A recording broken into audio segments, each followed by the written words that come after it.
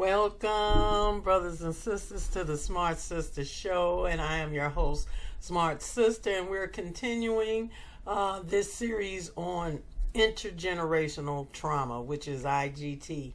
And as I said before, please go to the beginning of the series so you can get a better understanding of what intergenerational trauma is. And right now we're going over the symptoms, and this is the final symptom that I'm going to talk about. And it is our inability to connect with each other oftentimes. As I said, with intergenerational trauma having taken place for hundreds of years, because you all know that our trauma has started way back from the moment we were brought here until the present. And it has totally affected how we've been able to live as a community and our relationships with one another. Now, some people want to say, oh, you're living in the past and you tripping and whatever, but let's just take a really good assessment of where we are as a people. Despite all of the trauma, despite all of the discrimination and racism, we still have been able to keep it together, and as a people still continue to be creative and to give the world our best. So this is not a pity party. This is not me banging on my own people. This is us taking a realistic look at what effect this intergenerational trauma has had on us, and is the reason why a lot of things are going on in our community right now. Mainly, I would say this last symptom is the one that has had the effect on us, that now why we are in the shape that we're in even more than any other symptom.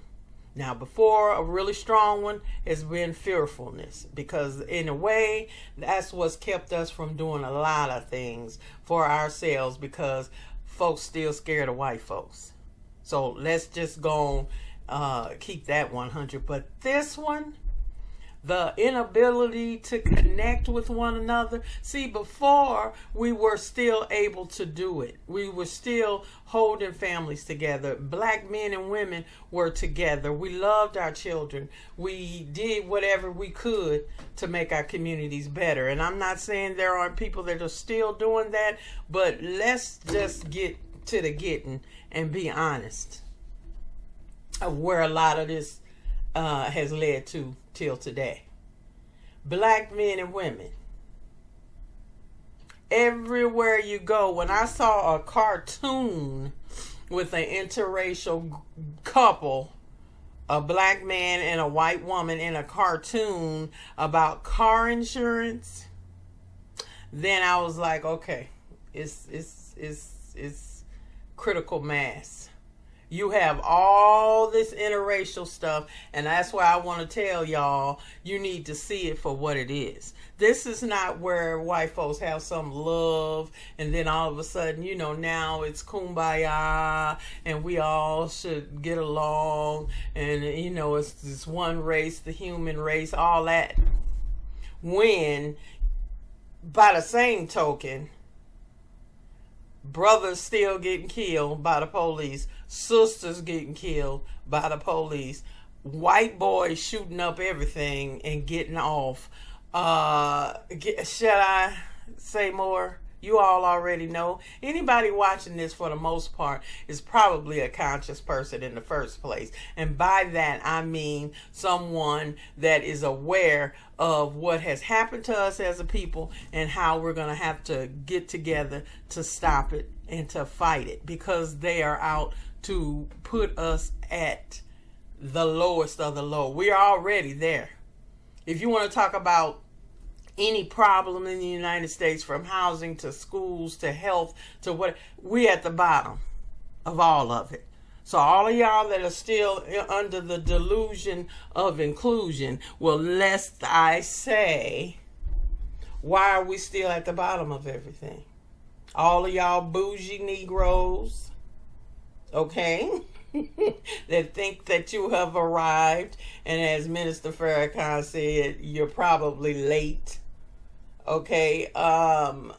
We still at the bottom of everything as a whole, and I know a lot of us have taken on the belief system of their oppressor. So then, therefore, they think, oh, okay, well, all of them that's poor and don't have shit, and got lead in their water and all this other stuff is your fault anyway. So I'm not gonna worry about it because I made it. Well, you didn't. Because when the police stop you, they don't give a damn. They don't give a damn. They don't care who you are. You ain't nobody to them. And they can be poor white trash from Alabama. They still think they better than you. And they still will not respect you. And I'm going to talk about the latest case of a brother being killed at a police station, but that's another video. However, back to this inability to connect, that is the main thing that they push more than anything. Because if we cannot connect with one another, if we cannot have humanity toward each other and love each other, we're done. That's why I left this symptom as the last one. PTSD, the fearfulness, the anxiety, the depression, all the stuff that we are going through mentally. But this one right here, like Mary J would say, this one right here, your inability to connect affects you, your family, your relationships, your children, our children. Our babies are suffering from this. I volunteered at a school a few years back and was showing the children Man in the Mirror. You know, the video with Michael Jackson, showing the poor kids in Africa or whatever. I wanted to teach them to bring out their empathy, bring out their humanity, and how they would feel and what they would like to do. Now, some of the children cried, teacher, what can we do? Can we help? Whatever. It reacted just as I was hoping they would. Other kids laughed, made fun of the kids, talked about them like a dog. That hurt me so bad that our children, our babies, many don't have any empathy, don't have humanity. They've become just like their oppressor. Don't get it. They're like numb, like gone. And unfortunately, that had to have come from their parents, who probably got the same thing from theirs. Like I said, the intergenerational trauma. The fact that some of us, think about it, when I talked about slavery before, the fact that you had to totally disconnect, really, to keep your sanity, say when your baby was taken from you and sold, when you saw your man lynched. We've seen and experienced some horrors beyond belief. Okay? And oftentimes, that's how we deal with it. You just blank it all out. And if you numb yourself, then you don't feel anything for anybody, anytime, anywhere. You can do whatever because you don't feel anything. I know it personally because I've shared with you all that I was raped when I was 6 years old. Okay, what did I do when it was happening to me? That's exactly what I did. I went somewhere else. I wasn't there. It was like I was having an out-of-body experience, looking at myself and not being there. Okay, that was a way that I coped with the trauma of what was happening to me at the time. Okay, many of us do it. So many children do it, like I was, because I was only 6 years old. Children do it to deal with the trauma they're under. Think about children that have crackheads for mothers, fathers, abusive parents, or abusive caregivers. Oh, I didn't want your ass. No way. Many of our children are doomed before they can get on the planet. You know, mama got drunk while she was high and then got pregnant. And then all that's running through the baby's body.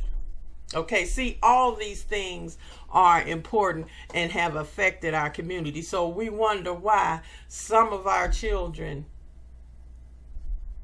disconnected, numb. Okay, so then they, like I said, probably got it from their parent who couldn't express any love or concern or whatever for them. So the kids act out. Okay, that may get them more abuse. They get beat down some more, because let's face it, we do. We beat down our kids, right or wrong.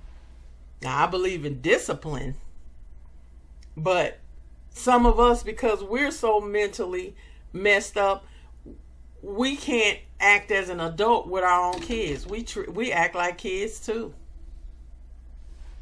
Okay, so, and then when you're dealing with stress, when you're dealing with no money, when you're dealing with a whole bunch of stuff, okay, then all that comes out. So then you don't have the capability emotionally to even have kids, but people still having them. Okay, and then those of us that, I'm not even talking about economically, I'm talking about emotionally. You can have $1 million in the bank and act a damn fool and not know how to raise your kids. So it's not all about that, because look at our history. We have come through poverty. We have come through it all and pushed our kids and loved our kids, and they ended up being way better off than the generation before. That's what we used to do. You were always looking forward so you could make a way for the future and for those of us to come. We totally away from that now. It's now me. I don't give a daggone a tinker's damn about nobody else. It's all about me. Okay, so then with that being said, then you wonder why the relationship between black men and women has gotten to the point that it has right now. Black men are broken. Black females are broken. So if we don't fix that, how can we come together? So then that's why you got all these gurus and everybody giving an advice and on a relationship and blah, blah, blah. And most of them are still very unhealthy and toxic. Okay, so that has to be fixed before we go anywhere else. And that is the importance of what I'm talking about here with intergenerational trauma. We've done everything else, but we've never dealt with the emotional pain that we're in. That's why so many of us want to be entertained. Oh man, let me go get my drink. Let me get to the club. Let me smoke some weed. Let me I gotta be entertained. I ain't got time to be thinking about all that stuff. And you wonder why? That's a pretty good reason, because people don't want to deal with it. They don't want to face their own stuff. And we've got to defy the lie. The lie that has been put in us is that we are worthless, that we are not human, that we mean nothing. And you can't tell me in this government, in this country right now, how else are we being treated? We get out and vote. We do our civic duty. We march. We organize. We help. We pray. We do everything. And then you get people in office that don't do anything to help you and to help provide some of the services that are needed. Black people need therapy. We all do. And until we take the stigma out of that, until we heal, nothing's going to change, and nothing, we will keep going lower and lower and lower on the totem pole, because they about to make us about number 4 or 5 down the totem pole. Immigrants, Afghanis, everybody is going to be above us. So it can be stopped. I'm very optimistic. I always believe you can always change things. You can always put out in the universe to get back what you need. However, if you're still sick and you don't realize you're sick, you can't heal. When you can't heal, you're going to keep doing the same insane behaviors to cope the best way that you can. And that is just the honest to God truth. We've got to get it together. We don't have the luxury of time. You're going to have to heal so you can connect. Until we come together and connect as a people once again like we have before. See, white supremacy is making it a point to keep the black man and woman apart. Period. Now, we all on here. You got sisters going off on brothers. You got brothers going off on sisters. I need a high value man. I need a high value woman. Nah, nah, nah, nah, nah, nah, nah, nah. And you're not even talking about connecting on a real level, on a spiritual level, on an emotional level, on a mental level before all the physical. Okay? I feel sorry for some of these kids now, because I'm like, do they even know what it's like? Remember when we used to have our little basement parties or the party, and you got the little boy that liked you and you liked him, and maybe y'all had a dance and you kissed and the electricity and all of that back in my day. Now, you know, everybody a hoe, a bitch, dudes my gat, talking about their penis.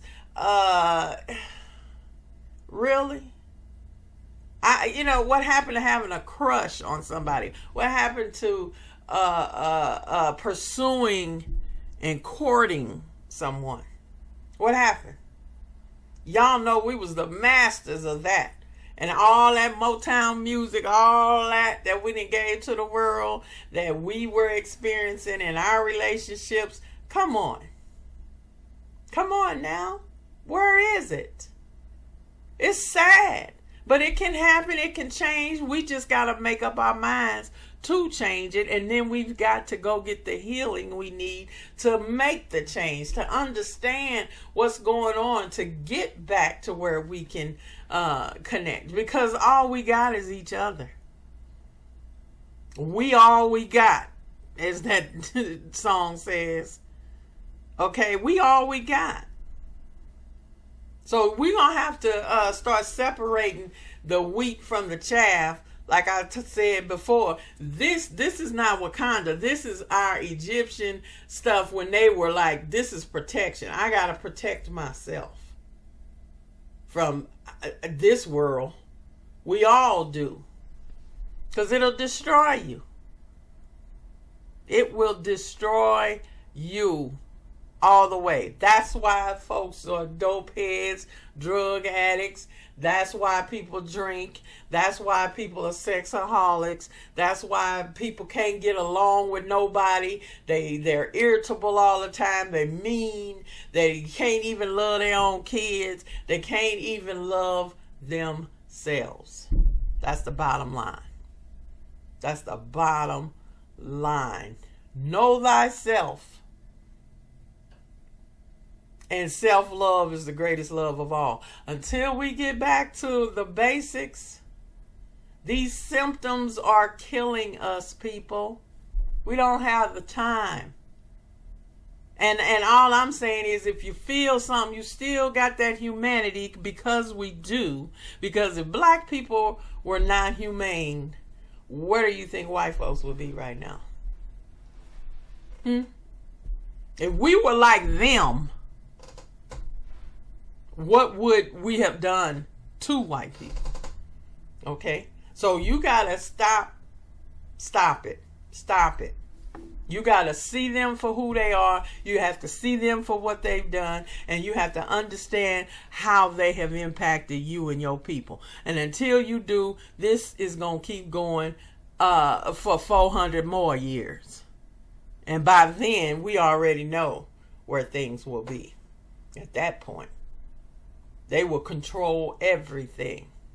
They're working on trying to do it now. But because I know that things are changing, people are waking up, people are understanding, their stuff is going to backfire.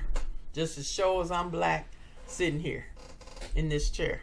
See, you can't keep doing wrong and not suffer the consequences. And that is just it, people. There have got to start being some consequences. Period. So please, go back, start this series from the beginning, and I'm getting ready to go now into, we've talked about the symptoms, and you can see the behavior patterns and the symptoms of what intergenerational trauma has done. Now it's time, we got to get into how is it passed on? How do we heal it? How do we deal with it? How do we change it? Okay, defy the lie. That's what I'm getting ready to end all these videos on. Defy the lie. You are not worthless. You are not less than. You are not 3/5. And maybe when we start tapping into the greatness of who we are as a people, that's when you're going to heal. That's when you're going to wake up. Think about it. Every single day, everybody is impacted positively of our stuff, our music. You can't turn on a TV show, a sports game, or whatever. A talk show host using black music all the time. You know, sports stuff, black music. All the sports teams, brothers and sisters. Okay? It was a sister that led the charge of developing the Moderna vaccine, which, you know, that's another conversation. But I'm just saying, we are brilliant. We have given so much to the world, and we ask for so little. Okay, so it's time you understand how great you are, because as I've said before too, white folks would not be trying to destroy us so hard if we really weren't about a damn thing. Think about that. Somebody ain't worth nothing. You don't care. You just whatever. All right? But if they didn't went to this length for centuries, what does that say about you? What does that say about how great and the potential of greatness that you have? They know it. You don't. So let's change, brothers and sisters. Let's start studying. Let's start healing. And I will see you next time.